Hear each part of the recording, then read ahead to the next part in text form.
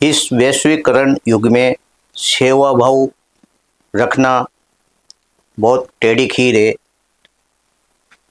ऐसे समय समाज हित में जो काम करता है उसका मुकाम जनता के बीच में जल्दी हासिल होता है। आज हम आपको ऐसी शख्सियत से रूबरू करा रहे हैं जिनका परिवार आध्यात्मिक सेवा से जुड़ा हुआ है, समाज से भटके लोगों को सही राह दिखाने में लगा हुआ है, साथ ही जिला स्काउट एवं गाइड में उपाध्यक्ष, साथ ही बाल कल्याण समिति चाइल्ड हेल्पलाइन से जुड़े हुए हैं। ऐसी शख्सियत आज हमारे साथ स्पेशल गेस्ट में यज्ञ दत्त हाड़ा जी हैं। यज्ञ दत्त हाड़ा जी को कौन नहीं जानता, पूरे जिले में ही नहीं पूरे राजस्थान में इनकी सेवा कार्यों के नाम से इन्हें जाना जाता है।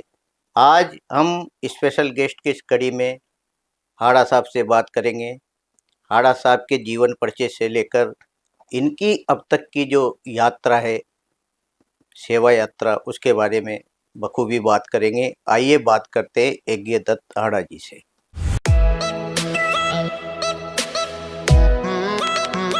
यज्ञ दत्त जी, आपका हमारे स्टूडियो में बहुत बहुत स्वागत है। आपका भी बहुत बहुत अभिनंदन। और सबसे पहले आज क्योंकि भैया दूज है आप सब समाज सेवा से जुड़े और मीडिया से जुड़े और मेरे सभी मित्रों को, बड़ों को, सबको यथा योग प्रणाम। हाड़ा साहब, सबसे पहले तो आप अपने जीवन परिचय के बारे में हमारे दर्शकों को बताएं, कहाँ से हैं और शिक्षा वगैरह आपकी कहाँ हुई और सेवा भाव जो आपके मन में आया तो किसकी प्रेरणा लेकर आया? मेरा पैतृक गांव तहसील पीपलदा का करवाड़ गांव है जी, जो कोटा से लगभग 92 किलोमीटर है। और वहाँ के मेरे दादा आनंद सिंह जी और दादी सुंदर कंवर, पिताश्री जिन्हें आप सब जानते ही हैं, बिल्कुल, इस युग के दृष्टा और विश्वामित्र की उपाधि से विभूषित पंडित श्री राम शर्मा आचार्य के प्रथम शिष्यों में से एक, जिन्होंने शिक्षक के रूप में जीवन शुरू किया। आप स्काउट टीचर भी रहे। माता का मेरी का नाम लक्ष्मीबाई है और मेरा जन्म 1956 में रामगंज मंडी में, जिन्हें आप एएसआई के मालिक जानते हैं, किरीट भाई, उनके मकान में माता पिता किराए से रहते थे और पिताजी उस वक्त रामगंज मंडी में शिक्षक थे। तो 23 सितंबर 1956 को मेरा उनके यहाँ जन्म हुआ, जो तीसरे पुत्र के रूप में कहिए, क्योंकि लेकिन उससे पहले की जितने भी भाई बहन रहे वो मौजूद नहीं है। मैं और मेरे साथ मेरी 3 बहनें, सबसे बड़ी उमा, फिर उनसे छोटी विद्या और उनसे छोटी दुर्गेश और सबसे छोटा अनुज युधिष्ठिर सिंह, जो खुद भी एक अपनी हैसियत रखते हैं, थर्मल में काम करते हैं, विश्व हिंदू परिषद के प्रांत के सह मंत्री भी हैं और हमारे मिशन में वो युवा आचार्य के नाम से जाने जाते हैं। जी, यज्ञ दत्त जी, आपके जो पिताजी थे, जो शिक्षक रहते हुए फिर समाज सेवा से जुड़े और कई लोगों को, यानी जो समाज से भटके हुए थे, यानी जिनमें कई विकृतियाँ कुरीतियाँ थी, उन सबको दूर करके वो एक जगह लाए, यानी नशा मुक्ति से भी उन्होंने उन पर काफ़ी काम किया। तो ऐसे कोई संस्मरण हो, बताएं। पहले थोड़ा सा मैं और बता दूं अपने बारे में। मैंने जो राजकीय प्राथमिक विद्यालय पुलिस लाइन स्कूल है, जो हरिजन बस्ती के नाम से जाना जाता है, वहाँ पर अध्ययन का काम शुरू किया। मेरा 61 में वहाँ एडमिशन हुआ। वहाँ मुझे गुरु मिले हमारे मथुरा प्रसाद जी और बलभद्र जी वर्मा। वहाँ से मेरी कबिंग शुरू हुई। कबिंग का हमारा जो मकसद है वो आप जानते ही हैं, 6 से 10 साल होता है और इसका मोटो होता है हमारा जो है मुस्कुराते रहो, बिल्कुल। कोशिश करो। फिर 10 से जो शुरू होता है और 16 साल तक है, जी उसको हम स्काउट गाइड कहते हैं, जिसको आप सब पॉपुलरली जानते हैं। उसका मतलब ही होता है तैयार हो जाओ। जी फिर उसके बाद में 16 से 25 में सेवा। तो स्काउट को हम जब कहते हैं तो मुस्कुराते हुए राष्ट्र सेवा के लिए तैयार होकर कोशिश करते हुए सेवा करें, जी ये ऑब्जेक्ट रहता है। पिताश्री के, क्योंकि हम 2 पुत्र थे, तो उन्होंने एक मानस बना लिया था कि भाई बड़े पुत्र को स्काउट के रूप में मैं सेवा के लिए तैयार करूंगा, और जी छोटे पुत्र युधिष्ठिर को हम धार्मिक कार्यों से जोड़कर शुरू करेंगे। तो ये एक उनके मन की विचार थी, जी और इसीलिए पिताजी ने सबसे पहले इमरजेंसी से पहले कन्या गुरुकुल की स्थापना की। और वहां पर शास्त्री जी हैं हमारे वाराणसी परिवार से, हेमलता जी शास्त्री, जी जो वर्तमान पार्षद योगेश है उसके माँ है, उन्हें लेके आए और मेरी दोनों बहनों को वहाँ एडमिशन किया और एक कन्या गुरुकुल की शुरुआत हुई। जी दुर्भाग्यवश इमरजेंसी में बहुत सारे कानून ऐसे आए और उस वक्त हमें वो गुरुकुल किन्हीं कारणों से बंद करना पड़ा। तो ये तो मेरी यात्रा रही। फिर मैंने प्राइमरी स्कूल के बाद वोकेशनल में अध्ययन किया नयापुरा में। वहाँ से फिर मुझे मेरे मामा श्री जसवंत सिंह राजा उदयपुर ले गए। फिर वहाँ मैंने 9th 10th की Guru Nanak higher secondary school, वर्तमान नाम है। उसके बाद में मैं महात्मा गांधी में, फिर महात्मा गांधी में 1 साल रहा। इसके बाद में मुझे कॉलेज में 1973 से मैंने एडमिशन लिया। मैंने बीएससी बायोलॉजी की। मेडिकल में चयन नहीं हुआ तो फिर मैंने एमए इकोनॉमिक्स किया, फिर एलएलबी की और डीसीएलएल किया। जी इसी दौरान मुझे 1980 में 28 नवंबर को महामहिम राष्ट्रपति नीलम संजीव रेड्डी से राष्ट्रपति रोवर अवार्ड प्राप्त करने का भी सौभाग्य मिला। बहुत खुशी हुई। तो ये मेरी स्काउटिंग की प्रारंभ की यात्रा थी। इसी दौरान मुझे सर्विस मिली और मैंने सांख्यिकी सहायक के बतौर एसएफडीए, एक कार्यालय होता है हमारा झालावाड़ में, जी जिसके तत्कालीन कलेक्टर थे सलाउद्दीन जी अहमद, उनके साथ मैंने अपनी राजकीय सेवा यात्रा शुरू की। और धीरे धीरे विभिन्न पदों पर रहते हुए फिर मैं सहायक निदेशक सांख्यिकी विभाग, संयुक्त निदेशक मेडिकल एंड हेल्थ से रिटायर्ड हुआ 2016 30 सितंबर को। जी तो ये तो मेरा व्यवसायिक लगभग कई सारे फील्ड रहे। जी और सौभाग्य से माता गायत्री की कृपा से और आप मित्रों के दुआओं से मुझे ज्यादातर जगह ऐसी सेवा करने का मौका मिला जो विभाग भी, जैसे नगर निगम है तो हमने जन चेतना शिविर किए सुमन जी के साथ, जी बहुत सारे काम किए। स्काउटिंग के माध्यम से कई सारी जमहूरियां अंतर्राष्ट्रीय राष्ट्रीय अटेंड की। और पिताश्री के जाने के बाद मेरा, क्योंकि रिटायरमेंट 30 सितंबर को हुआ जी और पिताश्री का देवलोक गमन 16 अक्टूबर को रहा, और वैदिक परंपराओं के अनुसार वहीं हमने उनका यज्ञ के साथ में उनका जो है यज्ञ कर्म करते हुए संस्कार किए। तो एक छोटी सी जीवन व्रत है मेरे अपने परिवार में। मेरी धर्मपत्नी जी राजेश हैं, जो उम्मेदपुरा गांव है या सुल्तानपुर, वहाँ के नरोगा परिवार से हैं। जी मेरे 2 बेटियां हैं, एक युक्ति, क्योंकि मेरी नियुक्ति हुई और उसका जन्म हुआ तो मैंने उसका नाम युक्ति रख दिया। बहुत बढ़िया। ये बात होगी 80 की। जी जी फिर दूसरी बेटी कल्पना, जो सिसोदिया परिवार में है, और पुत्र हैं अंशुमान, जो इस वक्त नगर निगम में। और अभी परिवार में सब भरा पूरा है। दोनों बेटियों को 2-2 बच्चे हैं।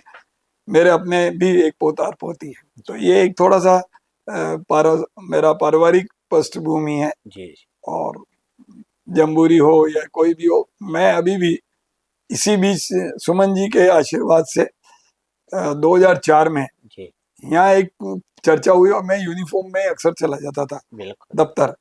तो सुमन जी भी क्योंकि बुलबुल रही हैं, बिल्कुल तो वो बहुत प्रेरित होती थी। रोए कहता था तेरे को कोई दिक्कत नहीं होती क्या? मैंने गणवेशी तो पहन के आए मैम, जी अब आपको कपड़े तो पहन के आना ही है। तो यही पहन के मैं कैंप से यहाँ आ गया। जी जी तो बहुत तारीफ करती थी, बहुत जिम्मेदारियां दी उन्होंने। बिल्कुल और राजस्थान में उस वक्त हमने स्थानीय निकाय विभाग में, हालांकि विपरीत सरकार थी, माननीय दारीवाल सर मंत्री थे, जी लेकिन सबसे ज्यादा बजट और सबसे ज्यादा काम जब कोटा में हुए और लोगों ने आदरणीय शांति दारीवाल सर से कहा भी कि आप तो विपक्ष के लोगों की मदद करते हो, कि वहाँ विपक्ष में एक आदमी ऐसा भी है जो किसी का नहीं है, वो बिल्कुल। यज्ञदत्त है, और उसी के साथ हम काम करते हैं, तो मुझे उनका भी आशीर्वाद रहा।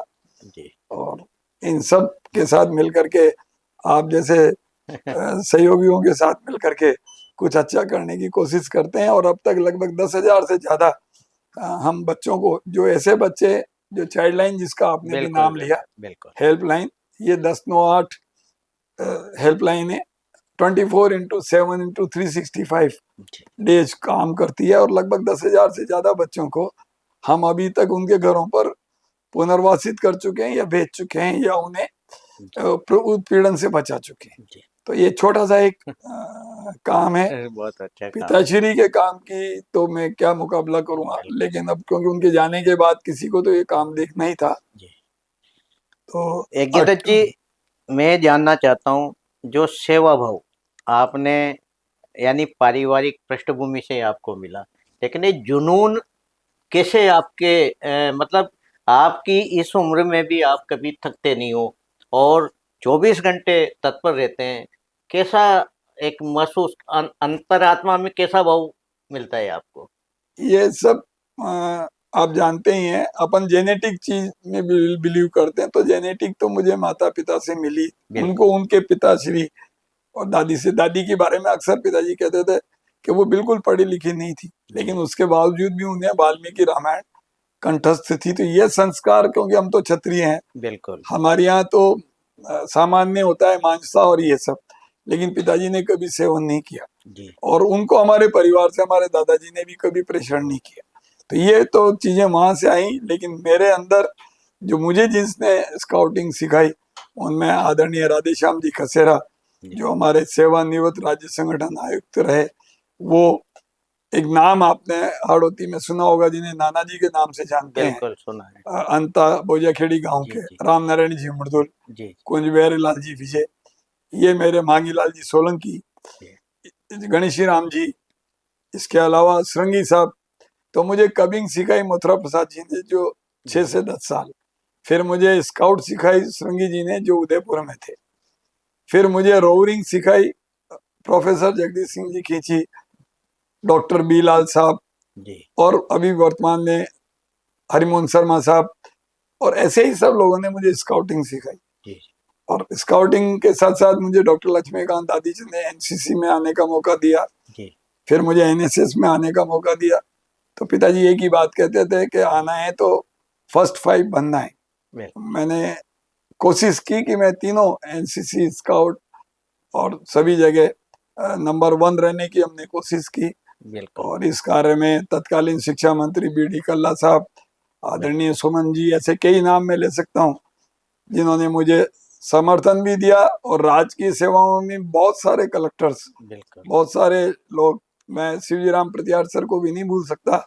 जब हमारा राइट्स हुआ, बहुत अच्छी घटना नहीं थी, जी। लेकिन उस वक्त जब लोग सरकारी नौकरियों में नहीं आ रहे थे, तो मुझे उन्होंने ही कहा तू स्काउट है, तेरे को मेरे साथ चलना है।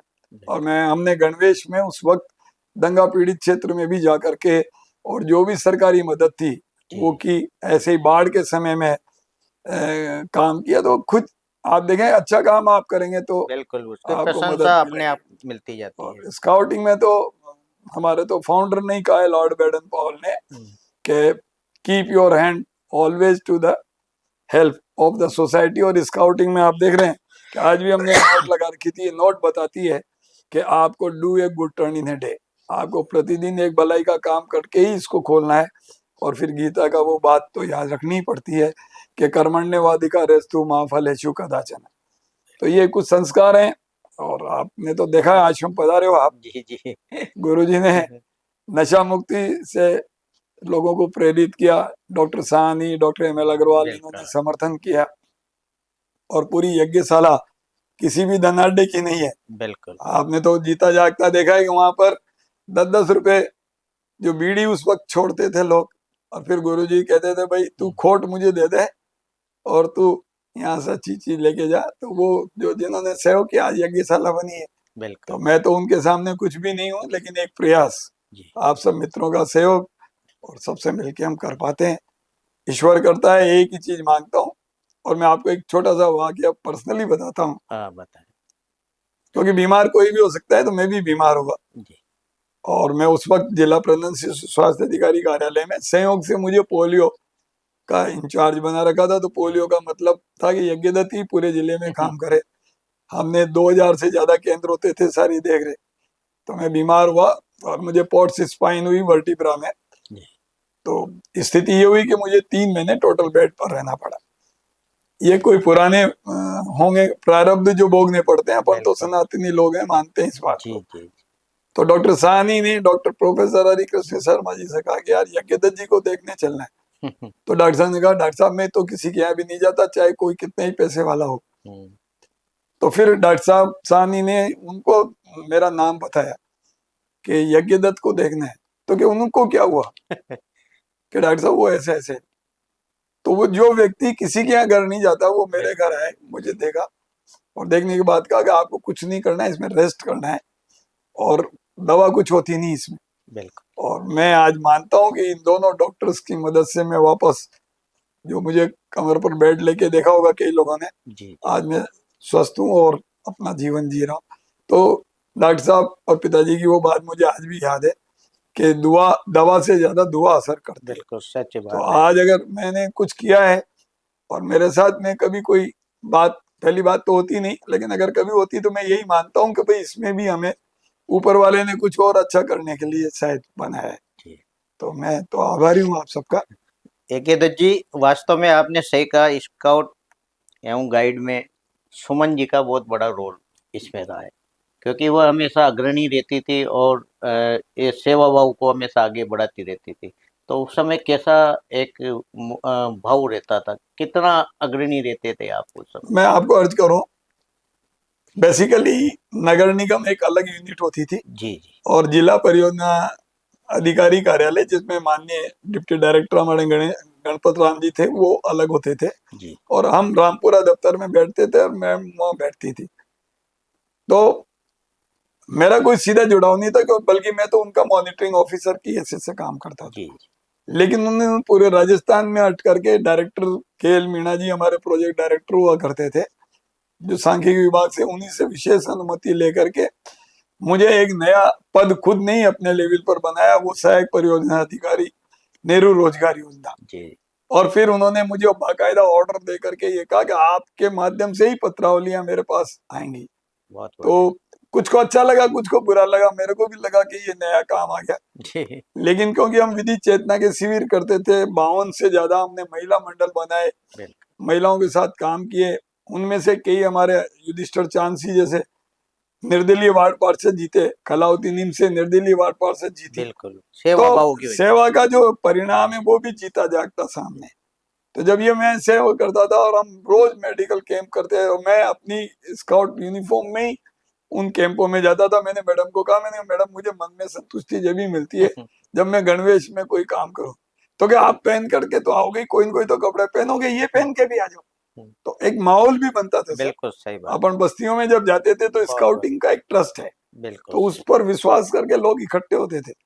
और आप नहीं मानोगे, उस वक्त में जो काम हुआ उसको अगर लोग आज भी लगातार रख लेते तो ये कोटा में जिस बार बार हम कहते हैं कि सफाई नहीं है, स्वच्छता नहीं बिल्कुल है, ये नहीं है, पर दुर्भाग्य से पीछे वालों ने किया है काम में, ये नहीं कहता। हर आदमी अपने तरीके से काम करता है, लेकिन उस काम को निरंतर होना चाहिए था, ऐसा मेरा मानना है। जी। आड़ा साहब, विधिक चेतना शिविर भी आपने लगाए गांव गांव में, किस तरह महिलाओं को और जो अनभिज्ञ थे उनको इस बारे में? ये भी दिनेश भाई साहब एक बड़ी रोचक सी बात होती है। मैं जब स्काउट में था तो हमारे अतिरिक्त जिला सत्र न्यायाधीश अग्रवाल सर होते थे, जी यहाँ भी अलग। तो उनने कहीं स्काउटिंग के कैंप में वो आए थे, उन्होंने कहा कि भाई अब आप 82 के बाद ये कहते क्या कर रहे हो। मैंने कहा सर नौकरी तो 80 से 82 मेरी झालावाड़ नौकरी रही, लेकिन 82 के बाद में कोटा। कोटा आ गया। तो 8-9 डिपार्टमेंट में मैं जाता था, सर भी मिलते थे। तो उन्होंने कहा आप हमारे विधिक चेतना समिति के सदस्य बन जाओ। जी तो मैंने पूछ लिया पहले, मैं सर करना क्या पड़ेगा, आप वो बताओ मैं कर पाऊंगा या नहीं। जी कि नहीं, आपको आकर के योजनाओं की जानकारी देनी। तो उन्होंने हमें विधिक चेतना समिति का मेंबर बना दिया। उस वक्त अरुण जी भार्गव भी मेरे साथ में जी सदस्य थे, जो आज भी हमारे हर कामों में हमेशा विमल जी और अरुण जी लगभग हम साथ ही रहते हैं। जी तो वो किया, तो करते करते फिर मुझे इस तरह से, तो बाद में मुझे जो है पैरालीगल वॉलंटियर का भी काम एक इनके होता था, और उसमें अगर कोई कैंप करो तो ये 200 रुपया 250 रुपया ऐसा कुछ मान दे भी देते थे। जी जी तो सेवानिवृत्ति के बाद में फिर हमने इसमें भी जुड़ाव कर लिया, और मुझे राजस्थान में भी स्टेट लेवल पर हमारे अवलिया वालिया सर हैं जो हाई कोर्ट के जज रहे हैं जी माननीय, जी उन्होंने फिर जो कृषि भवन प्रबंधन संस्थान दुर्गापुर है वहाँ जिले का जो बेस्ट पीएलवी के रूप में सम्मानित किया। और फिर एस के जैन सर रहे हैं हमारे राज्य सचिव, जी उन्होंने मुझे अ, इसी एक्टिविटीज में राष्ट्रीय जो विधिक सेवा प्राधिकरण की कॉन्फ्रेंस थी वहां पर राजस्थान का लीडर बना करके भेजा, और फिर सारे राजस्थान के में पूरे देश से आए हुए विधिक सेवा प्राधिकरण के लोगों को के सामने मुझे बोलने का, बात करने का मौका मिला। और एक बार तो उन्होंने मुझे जो जजेज बेंच है जी जी उस पर भी डॉक्टर दादीज के साथ में अवसर दिया, जिसके लिए मैं गुरुदेव डॉक्टर दादीज को भी स्मरण करता हूँ। और पर्यावरण के बारे में उनने जो बात कही थी वो हमने कोरोना में रियली भुगती है। जी वो हमेशा कहते थे कि यकीनत एक समय ऐसा आने वाला है जब लोग पानी की बोतल नहीं, ऑक्सीजन सिलेंडर भी कंधे पर लेके चलेंगे। वास्तव और में ये सही कोरोना में उनकी बात अक्षर अक्षर सच हो गई, जी और मैं लोगों को कहता भी था कि देखो बड़ों की बात किस तरह सच हो जाती है। सही बात है। आड़ा साहब, एल के दादी साहब भी बहुत पर्यावरण के प्रति सजग थे, और आपने भी बहुत कुछ सीखा उनसे, और अभी भी आप पर्यावरण के लिए कार्य कर रहे हो। क्या मन में ऐसी भावना है आपकी? देखिए, पिताजी ने 2-3 बातें मुझे और कही थी, जी और वो आम लोगों को भी मैं कहना चाहूंगा। उन्होंने कहा कि हमारे सनातन में, हिंदू संस्कृति में, आपकी उम्र को 100 साल मानते हुए 25-25-25 में विभाजित किया हुआ है। जी तो 25, क्योंकि अब गुरुकुल नहीं है, तो पहले गुरुकुल में बच्चे जाते थे, तो आप शिक्षण कार्य करें 25 साल। फिर आपकी उम्र, उन्होंने कहा कि भाई अमूमन शादी की वैधानिक तो उम्र 18 और 21 है, लेकिन एक 25 पर आकर के बच्चा व्यवस्थित हो जाता है, जी तो वो विवाह करके गृहस्थ आश्रम में आ जाए। तो वो उन्होंने कहा कि भाई इसको गृहस्थ आश्रम मान लो। फिर उन्होंने कहा कि फिर वानप्रस्थ और फिर संन्यास। तो पिताजी ने थोड़ा सा इसको चेंज कर दिया, नया मेडिकल की भाषा को देखते हुए, जी कि उन्होंने कहा कि भाई इसको अब यूं कर दो कि 30, 60, 75 और फिर बोनस। यानी कि अब पढ़ाई में आप देख ही रहे हो, पीढ़ी आजकल 30 साल तक विवाह करने की बात सोचती नहीं। वो तो ये कहती है माता पिता को कि भाई हमें तो स्टेब्लिश होने दो। तो बिल्कुल पिताजी ने कहा भाई ठीक है चलो 30 तक मान लो। फिर सरकार ने 55, 50 की जगह, 58 की जगह 60 कर दी पेंशन।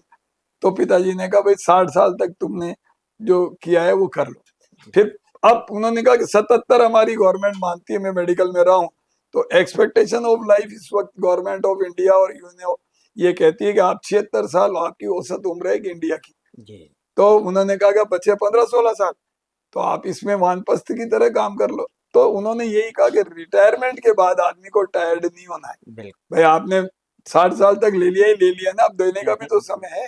बिल्कुल तो वो फिर यही कहते थे। और फिर 76-75 के बाद तो आप जी जाओ, तो बोनस है जिंदगी का, नहीं तो आप कोई ऊपर देवलोक पर जाना ही है। जी।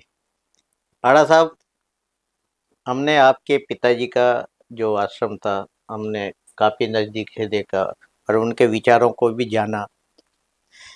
एक समय था सर कि जो कंजर जाति के लोग, जो अपराध जगत में थे, उनको सही राह देकर और वो सही मुकाम पर लाए। तो कैसा उनके भाव से कैसे ऐसी जातियां, मतलब उनके चरणों में आकर बैठ जाती थी? वैसा फिर एक बात मुझे छोटा सा दृष्टांत कहना हाँ पड़ेगा। पिताजी ने गुरुदेव को, जब 56 में मेरा जन्म हुआ और जी 60 में पिताजी ने ये निश्चय किया कि वो अब राज की सेवा नहीं करेंगे।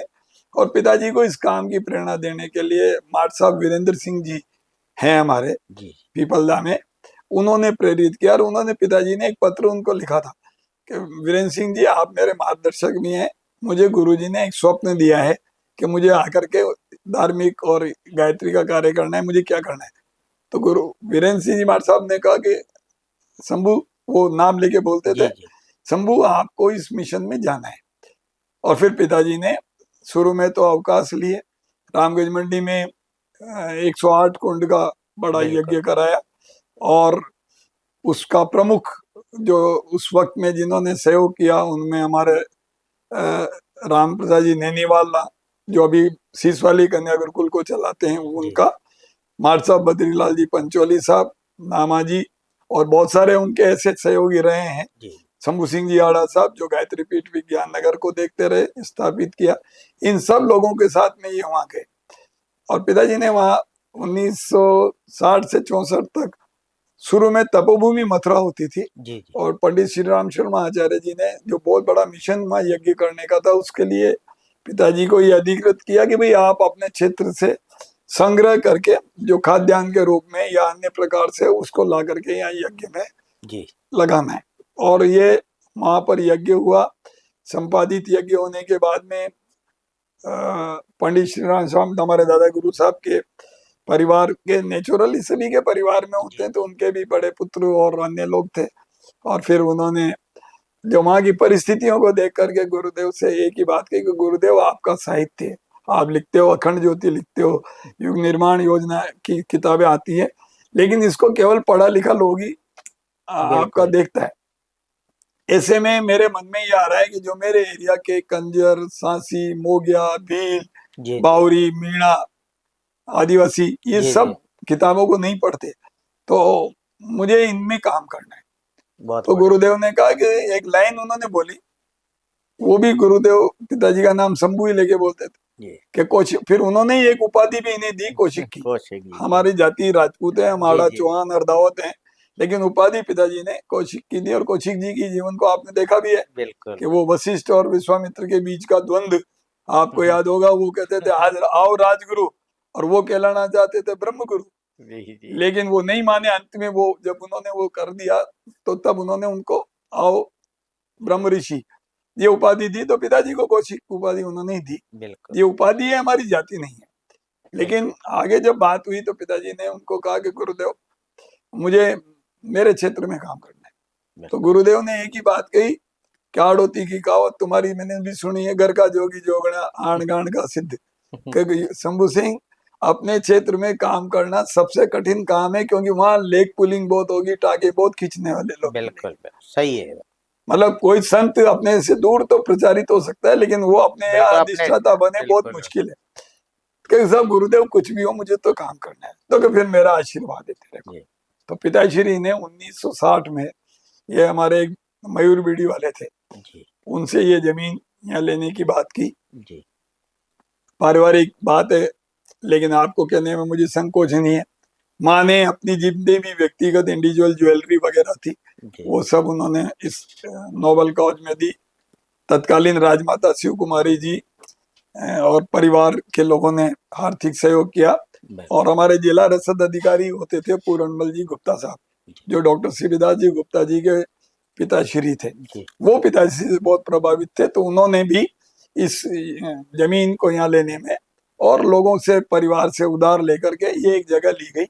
उस वक्त 5,000 रुपया बीघा में ये जमीन मिली हमें, लगभग 23 बीघा ये जमीन है।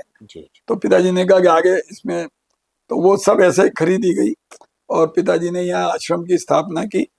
और पिताजी ने उसी वक्त बहुत क्लियर कॉन्सेप्ट था उनका कि भाई आगे जाकर के पीढ़ी के लोगों को लालच नहीं आ जाए, इसलिए मैं इसका एक पारिवारिक ट्रस्ट बना देता हूँ। तो अनरजिस्टर्ड एक ट्रस्ट उन्होंने इसको डेवलप किया। और फिर यहाँ पर गुरुदेव ने लगातार आकर के, पहले भूमि पूजन से लेके 4-5 साल तक गुरुदेव आए। जब उनको, गुरुदेव को ये तसल्ली हो गई कि ये शिष्य अब सही काम कर रहा है, तो उन्होंने कह दिया कि अब मैं तेरे यहाँ नहीं आऊंगा, मैं अगर आता रहूंगा तो तेरे को गुरु स्थान नहीं मिलेगा, इसलिए अब मेरी ये इच्छा है कि तू गुरु स्थान के रूप में काम कर और तेरे क्षेत्र में काम कर। तो ये काम करने की जो उन्होंने प्रेरणा दी और आशीर्वाद दिया। फिर गुरुदेव से यदा कदा बीच बीच में जाके पिताश्री माताजी मिलते रहे। और फिर उन्होंने यहाँ पर ये हमारा अखिल भारतीय कौशिक गायत्री परिवार की स्थापना की। गायत्री परिवार ही मिशन है। कौशिक शब्द सिर्फ इसलिए लगा दिया कि भाई एक आइडेंटिटी के लिए लोगों को कंफ्यूजन नहीं हो। और जो आप जिन कंजर मोगिया साथियों की बात कर रहे हैं, जीवंत उदाहरण है हमारे अर्जुन कंजर जी और जी उसकी वाइफ का मुझे नाम तो बच्चे का याद नहीं आ रहा, लेकिन हाँ, जैसा हम अमूमन जानते हैं कंजर जाति चोरी बिल्कुल और इन सब कामों से, तो जब पिताजी एक बार उस गांव में उस एरिया में गए तो उस एरिया में लोगों ने डरा दिया उन्हें, क्योंकि पिताजी के साथ 4-5 लोग रहते थे। जी एक राम प्रताप जी हैं जो पिछले दिनों में देवलोक हो गए, एक नेनू राम सहरिया हैं, एक मारसा प्रभुलाल जी हैं, और भी कई लोग ऐसे हैं जो पिताजी की, तो एक साइकिल होती थी, पीछे उस जमाने में एक छोटा सा माइक सिस्टम होता था, ढोलक मजीरे वाले लोग, और गुरुदेव भी पैदल और ये सब भी पैदल। जी जी आप कल्पना भी नहीं कर सकते उस काम की। बिल्कुल सही तो ये छबड़ा से उतर करके उस गांव में जाने लगे तो लोगों ने डरा दिया, मत जाओ, ये तो कंजर कॉलोनी है। जी कि क्यों, यहाँ आदमी नहीं रहते क्या? पिताजी ने कहा कि गुरुदेव रहते हैं, पर वो तो जिंदों को ही लूट लेते हैं क्या, आपके सब कपड़े उतार लेंगे अभी। कि कोई बात नहीं, उतार लेंगे तो क्या लेंगे, एक धोती कुर्ता मेरे पास एक्स्ट्रा, एक धोती कुर्ता पहन रखा है। और ये सब वहां चले गए और वहां पेड़ के नीचे रुक गए। पास में नदी थी, नाली धोली। आगे आने के बाद में वहां पूछा इनसे, तो एक अच्छा कोई होगा, उसके भी जी प्रारब्ध जागे होंगे। हाँ हाँ तो कंजर परिवार से एक परिवार की पुरुष महिला है, कौन हो? बातचीत हुई, जी हम आपसे मिलने आए आपके गांव। कमा गया तो कोई आओ ही कोई नहीं, आप कैसे रोटी खाएंगे? तो उन्होंने कहा नहीं, मैं तो तेरी यहीं रुकूंगा और हम हवन करेंगे, तो घी दे दे कि खाओ। उसने घी दे दिया, इन्होंने नया धोया किया, हवन कर लिया, उनको भी बिठा लिया हवन में। तो वो बाबूलाल हमारे ओम प्रकाश कंजर के दादा आज भी हैं, 90 ईयर के, जी वो मौजूद, उनकी वाइफ, दोनों हवन में बैठ गए, ये बैठ गए, और ये सब वहां शुरुआत हुई। तो पिताजी से उन्होंने कहा कि पिताजी लहसुन प्याज नहीं खाते थे उस वक्त, जी बाद में तो मेडिकल के कारण उनको शुरू करना पड़ा। गुरुदेव रोटियां बना दी उन्होंने, गुरुदेव शाक का ही बनाओ, वो तो मांसाहारी लोग थे, जी तो इतना तो उनको समझ थी कि ये मांसाहार नहीं करेंगे। जी तो गुरुजी ने कहा जो तेरे घर में वो बना दे, पर प्याज की मत बनाना। तो गुरुजी कांदे की बना दो, अब प्याज में कांदे में, तो गुरुजी समझ गए कि इसके घर में कुछ बिल्कुल और व्यवस्था नहीं है, तो उन्होंने कहा कि बना ले। और वो लिया है उन्होंने पहली बार वो खाना। तो साथ वालों ने कहा हम तो नहीं कहा है कि भाई ये जो बना के लाई है ये शाकाहारी है, ले लो। बिल्कुल तो इस तरह के दृष्टांत बहुत सारे हैं। एक और दृष्टांत है, उस अर्जुन नाम का परिवार है, जी सबने छोड़ दी। हमारे डीवाईएसपी थे भूपेंद्र सिंह जी, उन्होंने वहां उठा करके उनको प्रताड़ना देना शुरू करा। तो पिताजी ने एक ही कहा, उस वक्त आईजी साहब थे, हरिओम जी मीणा और ये सब, तो उन्होंने कहा कि इसको छोड़ दो, निमान साहब गुरु जी। तो फिर पिताजी ने ऊपर कहा तो वो लोगों ने उसको रिलीव कर दिया। उस कंजर परिवार के बच्चे ने ट्रेन में से 1 लाख रुपए से भरी हुई अटैची उतार ली और ले जाकर के अपनी माँ को, पिता के सामने माँ को दे दी। पिता अर्जुन जी को पता पड़ गया तो उन्होंने कहा क्या करके आया, कि मैं तो ये कर रहा है। तो दोनों माता पिता उसे लेकर के छबड़ा थाने में आ गए जी और कि हम गुरु जी के शिष्य हैं, हमने सौगंध खा ली है, हम चोरी चकारी नहीं करेंगे, ये बच्चा पता क्या कैसे क्या ले आया, आप इसको यथायोग कर दो। थानेदार चौंक गए। पुलिस वालों की थोड़ी आदत होती है, उन्होंने बिल्कुल बिल्कुल अपने तरीके से हैंडल करना शुरू करा। शिकायत आ गई यहाँ कि इतने पैसे मांग रहे हैं, छोड़ेंगे तब। गुरुजी ने फिर लगाई डांट यहाँ से और कहा कि तुमको समझ, ये जब 1 लाख रुपए ही रख लेता तो तुम क्या कर लेते। बिल्कुल सही बात अंत में उन्होंने उनको छोड़ दिया। पुलिस वाले भी अच्छे लोग भी हैं जी और आईजी सर ने बहुत, हरीश जी ने, मीणा ने, इन्होंने बहुत मदद की और वो छोड़ दिए गए। जी तो इस तरह के वाकये आज भी होते हैं। और लगभग जो नई पीढ़ी है, अब वो खुद परिवार यज्ञ करते हैं डेली। पिताजी ने फिर एक चीज और समझाई कि ये जंगल दुनिया फाड़ रही है, बिल्कुल तुम भी इस जंगल में चोरी चकारियां छोड़ो और अब आय का साधन कुछ तो चाहिए, जी तो जानवर पालो और खेती करो। तो बहुत गुरु जी रोज पुलिस वाले तंग करेंगे कि करेंगे जो करेंगे पेनल्टी दे देंगे, बिल्कुल करना शुरू करो। आज उनके पास में, आप देख लो, आप और मेरे घर में जो सोना नहीं है बिल्कुल वो सोना और चांदी उनके घरों में। फिर उन्होंने ये जो नया आपने देखा चाचौड़ा में, जिसको हम बिल्कुल नाम दे देते हैं, हाँ मुझे नाम याद नहीं आ रहा, रसीद, पहाड़ी के नाम से जो जाना जाते हैं, जिन्होंने कंजरों को ले जाकर के ये जो कालबेलिया डांस और सिखाए। लेकिन शुरुआत पिताजी ने की वो, बिल्कुल और उनसे उनका संपर्क कराया, और पर्यटन विभाग में आज इतने बढ़िया नृत्य और ये बिल्कुल करते हैं। आज आय का साधन है उनका। नहीं तो ये जो डेवलप कर दिया, इसका असर देखिए आप। सही बात। हर साल अपन, अब पिताजी के जाने के बाद, पिताजी के समय में हम 3 कार्यक्रम करते थे। एक बसंत पंचमी, सारे कार्यक्रम तिथियों से होते हैं, उसमें अंग्रेजी कैलेंडर काम नहीं करते। जी तो बसंत पंचमी का हम 4-5 दिन का आयोजन, एक गुरु पूर्णिमा का आयोजन, एक पिताजी का क्योंकि जन्मदिन है गणगौर, जी ये आयोजन करते हैं। अब पिताजी के जाने के बाद एक आयोजन और जोड़ दिया हमने, जी वो उनकी पुण्यतिथि है जो शरद पूर्णिमा पर हम करते हैं। जी और इसी तरह से यहाँ से लगभग यात्रा करते हुए उन्होंने उज्जैन में आश्रम जाकर के स्थापित किया, वहां के भी 400-500 घरों को जोड़ा, मारवाड़ में जोड़ा। और हमारे भजनोपदेशक हैं चीतर लाल जी हैं, जी धन्ना लाल जी अब नहीं रहे, वो तिसायाकार सीताराम है। मारवाड़ में जो है हमारे भवानी सिंह जी बोरुंदा है, जी ये सब लोग हैं। और बाद में जब मेरे पिताजी ने एक बात और खास कही कि मैं दुनिया का गुरु हूँ, लेकिन मेरे गुरु परिवार का मैं नहीं हूँ। इसलिए उन्होंने हमें स्वामी कृष्णानंद जी, जो सर्वोदय सत्संग आश्रम के जी संस्थापक रहे, बुद्ध आंदोलन के प्रणेता भी रहे, और जिन्होंने हजारों डाकुओं को, जिनके नाम आप जानते हो, बिल्कुल बिल्कुल मोर सिंह जी, नाथू सिंह जी, चंबल घाटी से उन्होंने इनको बिल्कुल विरक्त कराया, उनको हमारा गुरु बनाया। बिल्कुल और आज स्वामी कृष्णानंद जी हमारे सर्वोदय सत्संग आश्रम में गुरु के रूप में स्थापित हैं, और छोटे छोटे काम बाकी रोज करते ही रहते हैं, आपने देखा ही है। जी। एक ये दत्त जी, आप रिटायरमेंट आपका हो गया, लेकिन जज्बा वैसा ही है। अब आगे आपकी क्या इस सेवा भाव में क्या महत्व भूमिका रहेगी? मुझे इन मिशंस में काम करने में, मेरा रोटरी क्लब कोटा नॉर्थ और रोटरी क्लब डाउनटाउन और शहर के जितने भी क्लब्स हैं, जी जी चाहे वो लॉयंस हैं चाहे वो हैं, बहुत मौका दिया। और आज भी, अब क्योंकि अकेला आदमी कुछ नहीं कर सकता, आर्थिक संसाधन और कई सारी चीजें जुड़ती हैं। ऐसे में हमने मानव कल्याण समिति, चिकित्सा सेवा समिति, इनके माध्यम से जो लोगों को, और डॉक्टर वेद प्रकाश गुप्ता जो रक्तदान के अग्रणी रहे, जिनकी फिल्म का विमोचन भी मेरी यहीं हुआ है, डॉक्टर साहनी को मेडिकल से निकाल करके लेके आए, बाद में उन्हें राष्ट्रपति अवार्ड भी मिला। और डॉक्टर एम.एल. अग्रवाल सर हैं, जिन्हें 2 बार वर्ल्ड हंटर अवार्ड मिला मानसिक।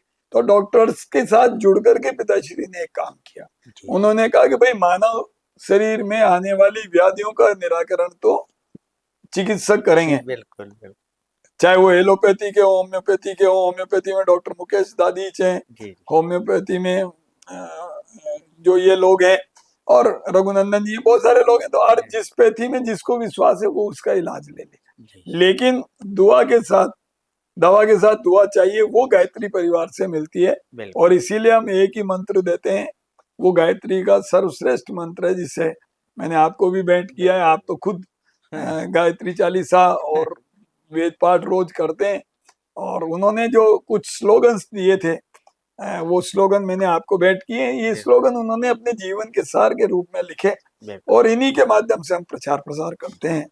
अभी क्योंकि यज्ञ करने में आप जानते हैं 3-4 चीजों की बहुत जरूरत है, बिल्कुल वो सब वन से मिलती हैं, प्रकृति से मिलती हैं। चाहे घी चाहिए तो आपको गाय के लिए घास वगैरह वहीं से मिलेगी, समिधा चाहिए, लकड़ी, जितनी भी तरह की हम डालते हैं समिधा में, वो सब वन उत्पाद हैं।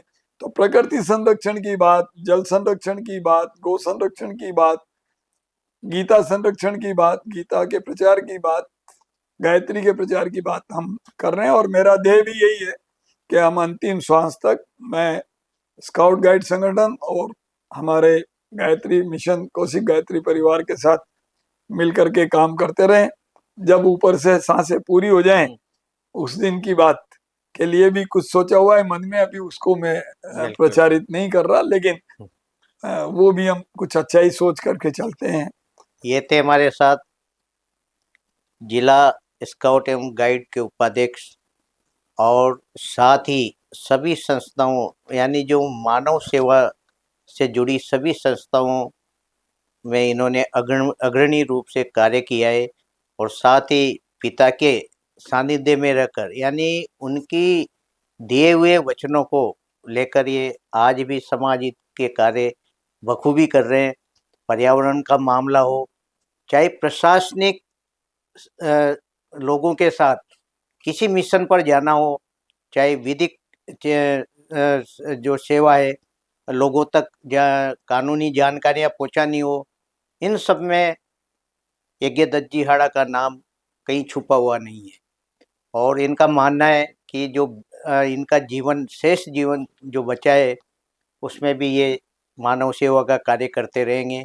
इस हफ्ते के स्पेशल गेस्ट थे यज्ञ दत्त जी हाड़ा। अगले हफ्ते हम एक नई शख्सियत से रूबरू होंगे। नमस्कार। प्रणाम।